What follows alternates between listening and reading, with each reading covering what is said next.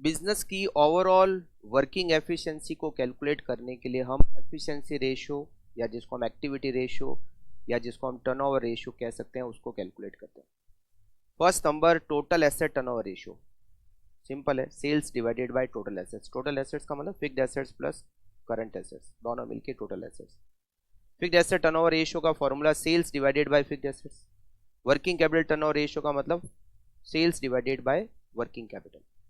Capital turnover ratio मतलब sales divided by capital employed. इसमें capital employed का मतलब होता है equity share capital plus preference share capital plus reserve and surplus plus debenture plus long term loan, सारे जो भी कैपिटल के सोर्स है उन सब की टोटल को कहते हैं capital employed. Inventory turnover ratio, inventory turnover ratio बताता है कि हमारा इन्वेंट्री जो है वो कितना, उसका मूवमेंट कैसा है, फास्ट मूविंग है या स्लो मूविंग है।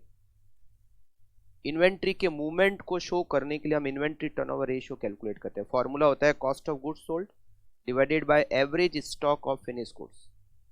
Inventory turnover ratio finish goods का था ये। अगर WIP का निकालना हो तो कॉस्ट ऑफ गुड्स सोल्ड की जगह cost of production divided by average stock of WIP। और अगर inventory turnover ratio raw material का निकालना हो तो raw material consumed divided by average stock raw material.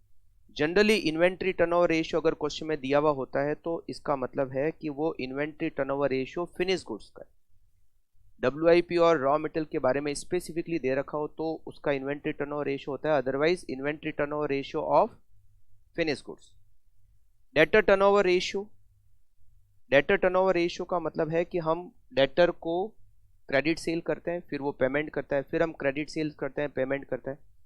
तो ये कितनी बार उसका मूवमेंट, मतलब कितनी बार उसके साथ हम ट्रांजैक्शन करते हैं एक साल में, it is debtor turnover ratio. On an average हम डेटर के साथ कितनी बार साल में ट्रांजैक्शन करते हैं। फॉर्मूला होता है credit sales divided by average receivable. Debtor turnover ratio ज्यादा होने का मतलब है ज्यादा एफिशिएंसी। यहां पर रिसीवेबल्स का मतलब होता है डेटर और बिल्स रिसीवेबल दोनों। मतलब हमें क्या करना है, डेटर और बिल्स रिसीवेबल दोनों को जोड़ना है तो हमें क्या मिलेंगे, रिसीवेबल्स मिलेंगे।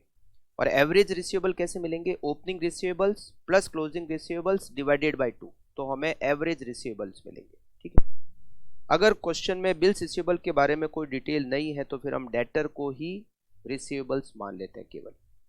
Creditor turnover ratio formula credit purchase divided by average payable. Payable का मतलब क्रेडिटर और बिल्स पेबल दोनों। अगर क्वेश्चन में बिल्स पेबल की डिटेल नहीं है तो फिर हम क्रेडिटर को ही पेबल मान लेते हैं। इन्वेंट्री होल्डिंग पीरियड का मतलब है कि हम रॉ मटेरियल जो फिनिश गुड्स है उसको हम कितने टाइम के लिए होल्ड करके रखते हैं। इन्वेंट्री होल्डिंग पीरियड जितना कम होता है उतना अच्छा होता है। इसका फॉर्मूला अगर डेज में निकालना हो तो 365, वीक में निकालना हो तो 52 और मंथ में निकालना हो तो 12 divided by inventory turnover ratio. Debtor collection period days में निकालना हो तो 365, वीक में निकालना हो तो 52, मंथ में निकालना हो तो 12 divided by debtor turnover ratio. ये बताता है कि डेटर से हम में ऑन एन एवरेज कितने टाइम में कलेक्शन होता है।